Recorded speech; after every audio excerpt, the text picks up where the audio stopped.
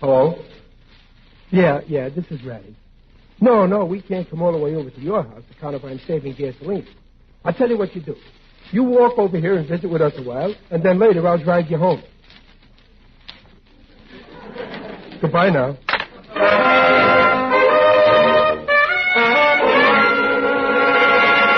The Life of Riley, a half hour with radio's newest and friendliest family, and starring William Bendix as Riley.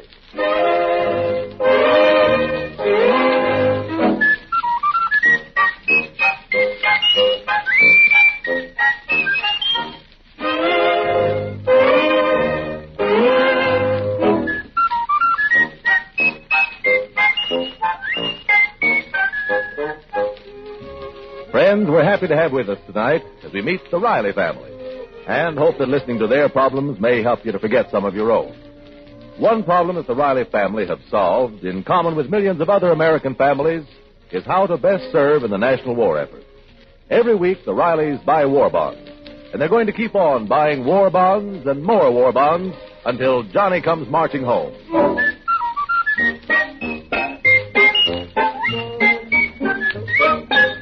Well, the Rileys are on the move again. Or, rather, they will be as soon as they can find another place to live. The apartment they've been renting in Los Angeles must be vacated by the end of the week. And while breadwinning father has been hard at work in his defense job, Mom has been out house hunting all day, unsuccessfully. It's 6 o'clock and just about time for dinner. Oh, Junior, I wish you wouldn't do your homework on the dining room table. Did you have homework when you were a little girl? Of course. I bet your teacher didn't pile it on the way mine does. Seems like all I ever did was homework. Were you good at arithmetic? Oh, pretty good. Then how much would it cost to ship a carload of soft coal 900 miles if the freight rate is 15 cents a cubic yard less 2% for cash? Junior, your hands clean. Your father will be home any minute now. Sure, they're clean. But what's the answer, Mom? Now, Sonny, homework's your problem. Having dinner ready when your father comes home is my problem. You'll notice that my problem's been solved. Well, that's because you haven't got my teacher. If one fork was out of place, she'd make you set the table 100 times. Oh, Mom, I'm sick of school. Can I quit, huh, Ma? What? Quit school at 11 years of age? I wish they'd draft me. Now, hurry and get your books off the table. Your pop's coming now. Oh, sure was hot in the plant today. Well, this stove I've got here isn't any cooling system. Hello, Ma. How's my little kid? I don't mind, Riley. There. Now you don't have to pin up Charlie Boyer's picture on the wall. Hiya, Pop. Hello, Junior. Go wash your hands. How can any boy's hands get so black doing homework? I was trying to figure out how much it'd cost to ship a carload of soft coal. Oh, no wonder your hands are so black. Next time, try the same lesson with soap. All right. Riley, what have you got in that long package? This? Oh, this is a surprise. Is it for me, Pop? A baseball bat, huh? To me, baseball is a gruesome subject. The Dodgers lost today. Well, what is it, huh, Pop? This package contains what is probably one of the most great ideas your old man ever had, and that's saying plenty. Well, thank goodness they haven't rationed conceit, or you'd be speechless. I give you facts, and you call it conceit. A prophet is without profit in his own home. And it's even worse when he's renting. Junior, I'll show you what's in the package later. Oh, you look tired, Riley. How did things go today? Well, I had a very tough... Well, that's fine. I had an awful day. I went from real estate agency to real estate agency. There's just no place to live in the whole state. Now, don't you worry, Mom. We ain't going to be homeless. What? Did you get wind of an empty flat? We are going to live in style. Where, Pop? I'll tell you all about it after grub. Dinner. Riley, the last time you had that look in your eyes was in St. Louis. We ended up living in a trailer right behind a brewery. Well, of course, maybe the view wasn't so good, but the air was intoxicating.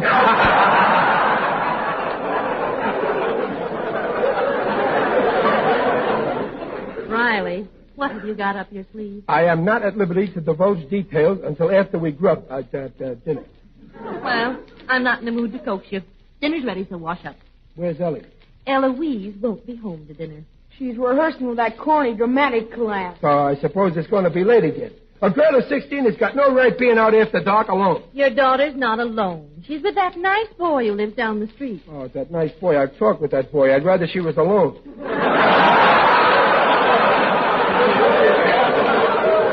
Some boy. 20 years old and smokes. Why, Pop, I heard you say you smoked when you were 12. Yes, but I didn't inhale. I did not smoke. Well, maybe once, but my old man gave me a good licking, and I deserved it. And that's what you'll get if I catch you smoking. Don't worry, Pop. You won't catch me. That's fine.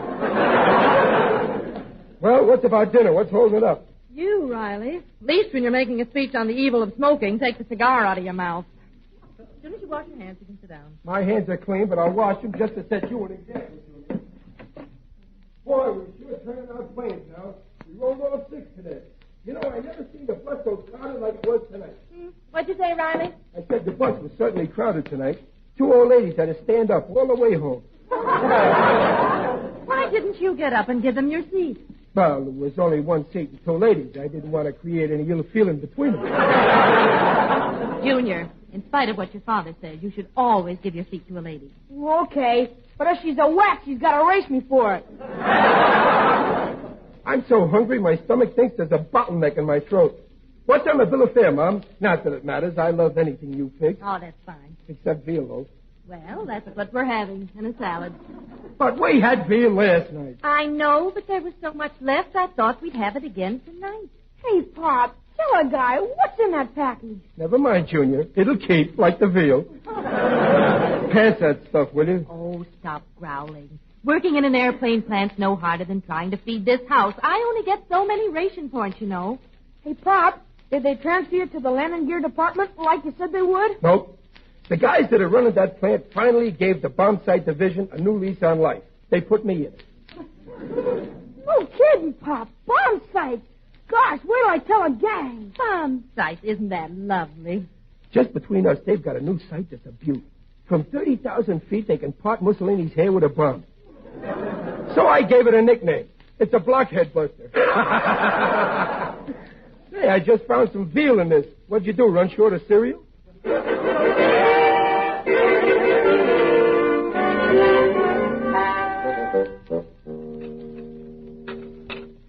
Hey, Junior, pass me another slab of that veal loaf, will you? Here you are, Pop.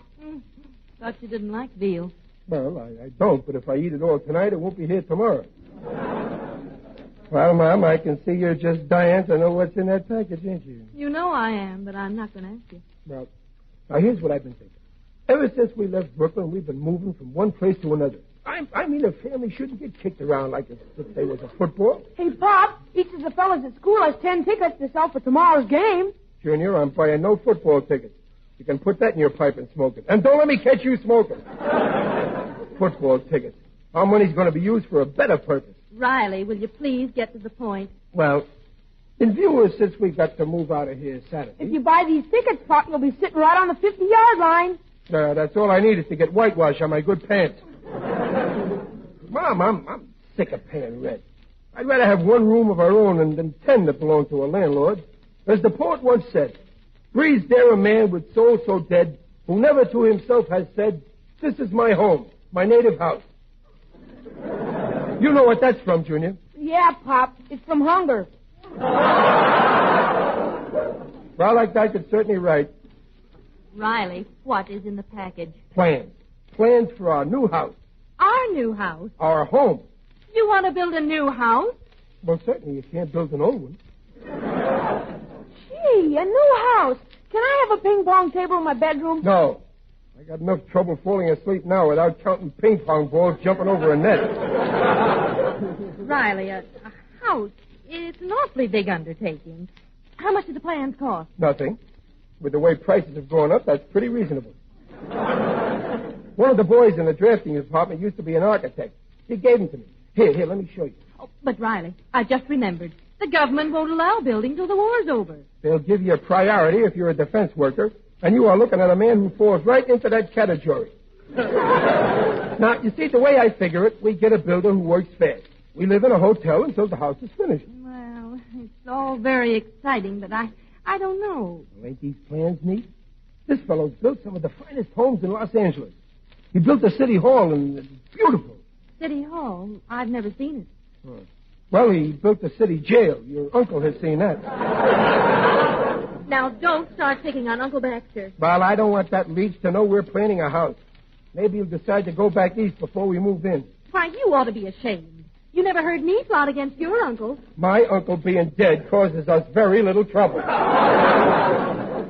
Pop, show me where the banister is. Banister? Oh, well, here, see? This is the staircase leading to the second floor. And from this window, you can practically see Catalina. Catalina? Where are you thinking of building? On that lot we own down at the beach. I guess I was a pretty smart guy to snap up that property just before the city condemned it. Riley, you know you can't build on condemned land. But I saw in the paper that the land's been okayed again. You know, uncondemned. It's all politics anyway. Here, look at this living room. The fireplace is over here. It's a real fireplace. Oh, boy, we can roast Wheaties. Sure. I'm going to build a grill in it. Then Mr. and Mrs. Riley and their son and daughter will have a barbecue. If we can get steaks. Well, what about Uncle Baxter? Well, we could barbecue him, but I like steaks better. Riley, how much will this house cost? But the house can cost a fortune or very little if you know the right angles and get good discounts. How much will it cost? Huh? $6,000. $6,000? Hi, Uncle Baxter. Hello, Junior. Did I hear someone say $6,000? I must be in the wrong house. Yeah, and you've been in the wrong house for the last 2 years. Riley, that is a fine innuendo to make about your own flesh and blood. You're not my flesh and blood. Did I not give you a transfusion 2 years ago that saved your life? Ingratitude is the besetting sin of mankind. Oh, maybe you did give me a pint of blood once. But last week I gave a pint to the Red Cross. I do not see the connection. I gave him the pint you gave me. So now you're a big man with the Red Cross, and I don't owe you nothing. My dear nephew, I never implied that you did. But since my presence here is apparently resented by the head of the house, I shall leave. In a month or so. Uncle Baxter, you can stay as long as you like. Of course, if it'll make you feel better, you can pay us a little for your board. When you're able to. Well, that is my fondest intention. And I expect to make a desirable connection any day now. Well, I turned down the position of doorman today at Grauman's Chinese. Why? I couldn't see the screen from the sidewalk. All you do is turn down jobs and come back here to eat and sleep. Are you insinuating that I don't bathe?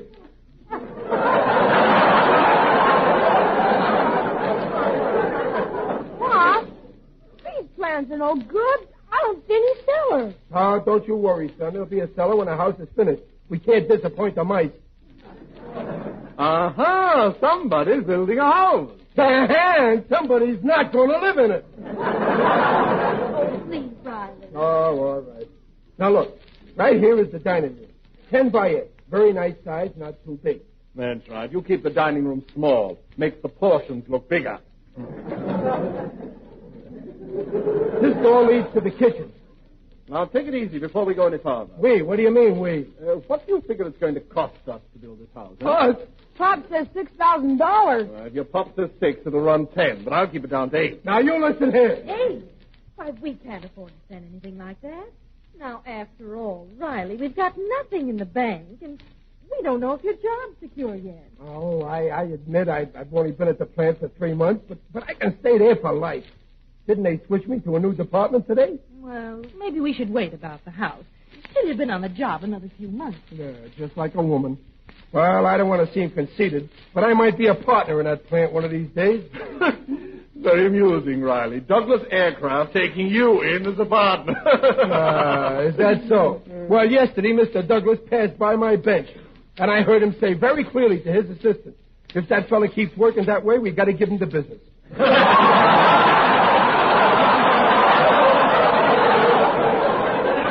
So let's have no more talk about me losing my job. I've decided to build, and that's that. Well, Riley is right. Absolutely right. Do me a favor, Mr. Blood Donor. Stay off my side. Now, here's the back door, Mom, for delivery. None of the stores deliver anymore. Say, Riley, tell me, who's going to do the building? Oh, yes, Riley. You want someone who's very reliable. I got a list of several builders, and I'll decide later on. Now in the kitchen. Operator, give me Crestview 65095. Can't you phone some other time? Riley, be serene. Count your blessings. Hello, Jasper. That's the Turnbull. You very busy tonight? Or breaking in a new pipe, huh? Well, listen, I got some news for you. You're building a house for my nephew by marriage, Riley. Uncle Baxter, who's on that phone? Hold on, Jasper. I'm talking to Jasper Wrangle. He's the best builder in the city, my bosom friend. No friend of yours is going to build my house. Now, Riley, don't cut off your nose to spite me. Not that it isn't a splendid idea. This man's an expert. I don't want to discuss it any further. It's all settled. Fine. Hello, Jasper. It's all settled. Come over right away. I'll meet you downstairs.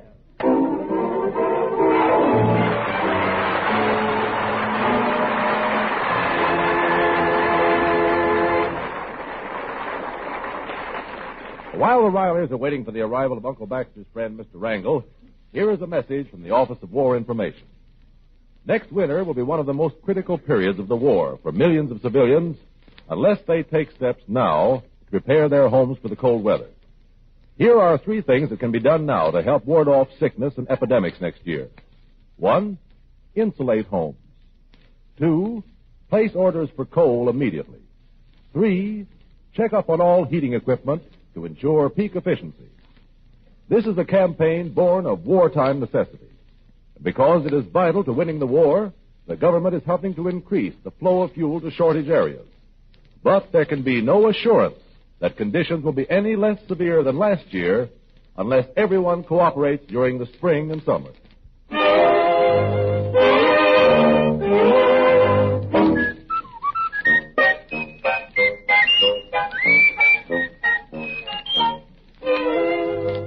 Well, it's an hour since Uncle Baxter has gone downstairs to meet his friend, the builder. Meanwhile, the Rileys are huddled around the blueprints of their dream home. Eloise, the daughter, having come home, has been told the big news. Right here is the mailbox. See?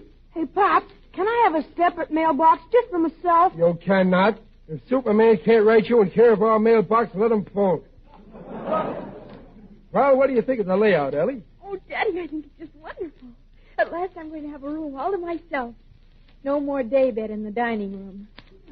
Oh, Riley, it's grand you're wanting to do all this for the children and me, but one thing worries me. Well, what's that, Dumpling?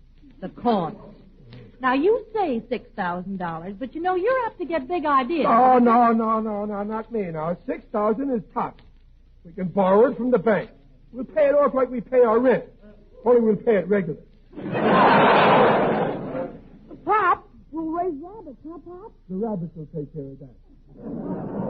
Oh, don't interrupt, Daddy, Junior. You ought to be in bed anyway. Look who's telling me to go to bed. Oh, what are you, grown up or something? Now, Junior, don't be so fresh. And Eloise, don't boss him around. Quiet. You kids can't stop scrapping or tear up these plans and call the whole thing off. We're sorry, Daddy. They got a couple of boys down at the plant who know the building game from A to B.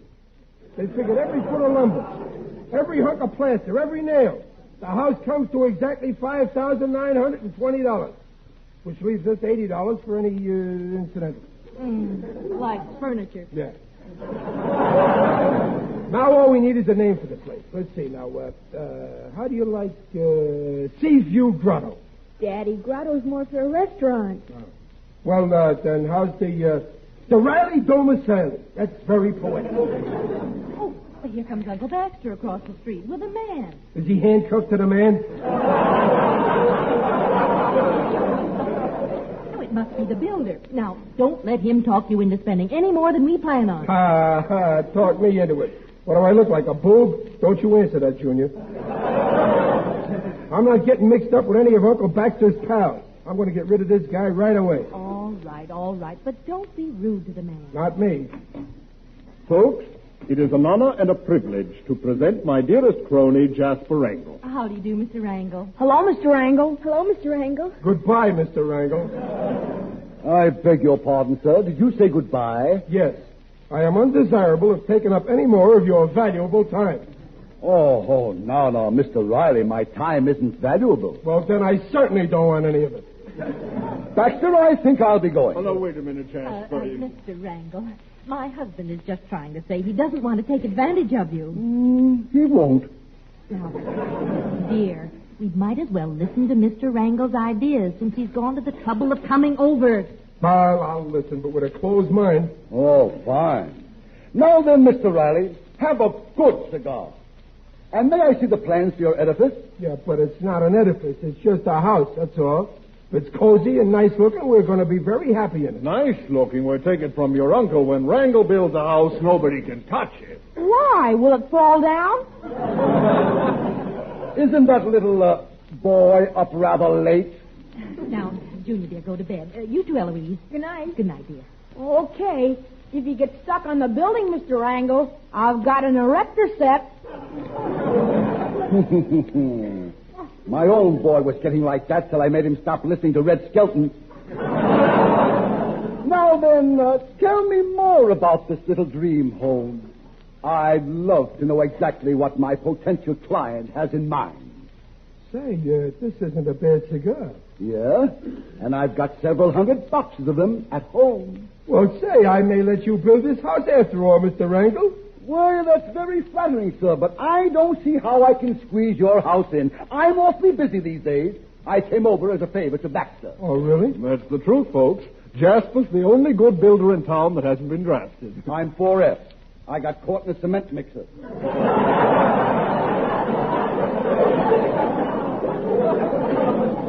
And besides, Jasper builds very fast. Oh, and that's important to us, Mr. Wrangle. We've got to move by Saturday. Well, I can't build that fast.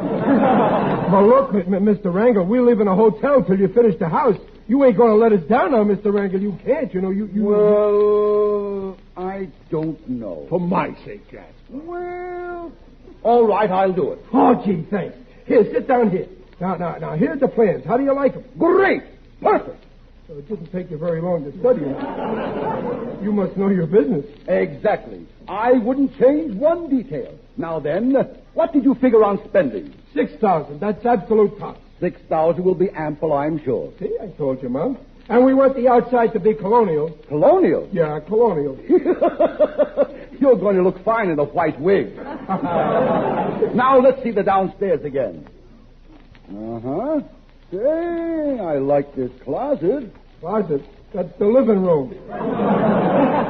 But this living room is only 11 by 9. I see you in the living room 22 by 18. We must be visiting. We'll make the living room a bit larger. Mr. Wrangle, I don't like to intrude, but if we add any space, doesn't that raise the cost? No, we'll cut down somewhere else. Maybe we can lower the ceiling. That's it. And that'll give us enough margin to put in a swimming pool.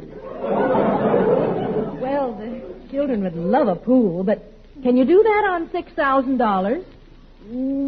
We can try, my dear lady. This is an exceptional case.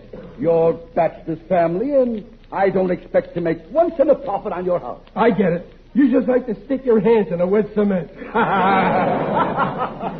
Touche, Mr. Riley, touche. I see the plans call for 6 rooms. Yeah. 3 bedrooms, a living room, kitchen, and a dining room. Well, we'll add a rumpus room right here. Now, wait a minute. Oh, Wrangle is right. Riley, you work very hard all day. You deserve some relaxation. Besides, the rumpus room can be used as a guest room, if you need it. Something tells me we're going to need it. Baxter, mark down the rumpus room leading off the gymnasium. Gymnasium? And there'll be a nice view from your gym, Mr. Riley. You'll be able to see your tennis court. My tennis court? Oh, Riley, it sounds wonderful. Yes, sir. When Wrangle builds them, it thrills them. I can see you now, Mr. R. You wake in the morning, 3 sets of tennis on your court, a cool, refreshing swim in your pool, a workout in your gym, breakfast in your magnificent garden. And then I bum a ride to the plant.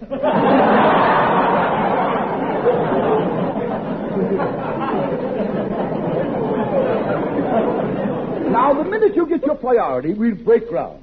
Mrs. Riley, you can well be proud of your husband. This is the smartest $13,000 he ever spent. $13,000? Well, that is $13,000 for anyone else. But for Baxter's sake, I'll whittle it down to 12.5. Of course, you'll only have 2 rooms. 12.5? I told you I want a 6-room house for $6,000. Sure, but you've got expensive taste. You want swimming pools. You want tennis courts. Who wants swimming pools and tennis courts? All I want is those plans back.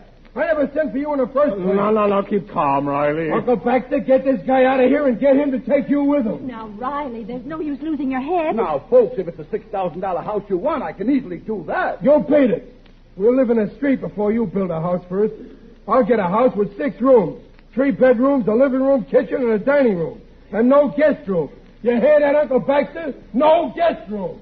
Come along, Jasper, and forgive my vehement nephew. Oh, Riley, you ought to be ashamed yelling like that. How do you like that phony builder? If we listen to him, we'd be in hock all our life. Riley, what are you doing at that window? Hey, Randall, and another thing. This is the worst cigar I ever smoked.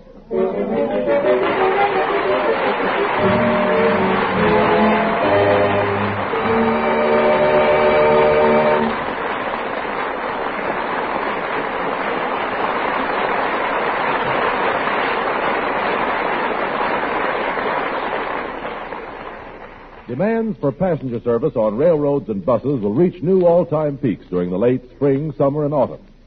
If people travel as usual, reserved accommodations may be sold out in advance to persons whose trips are not essential. In such cases, no accommodations are left for servicemen trying to get home on furlough, or for businessmen who have been unable to make plans in advance and are suddenly called to other cities on war matters. Reduction of unnecessary civilian travel is therefore essential if space is to be assured for members of the armed forces and war production engineers and executives. Let us do our part.